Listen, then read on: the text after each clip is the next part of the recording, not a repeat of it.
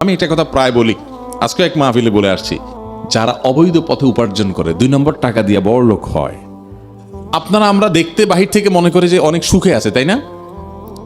বিশ্বাস করুন, দুঃখের সাগরে তারা হাবুডুবু খেতে থাকে। দুঃখটা কিসের?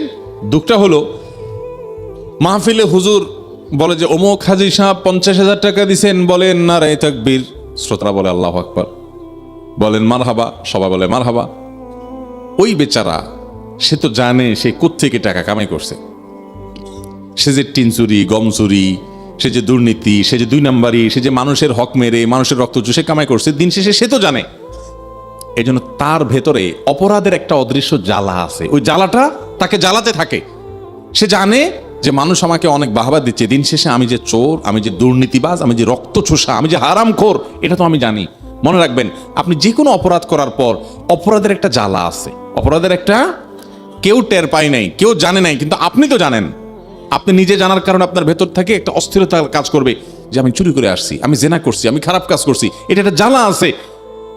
ওই লোকের যতই মানুষ হাজী সাহেব বলুক আর অমুক সাহেব তমুক সাহেব বলুক, লোকটা তার ভেতরকার কষ্টের কারণে অস্থির পড়তে থাকে।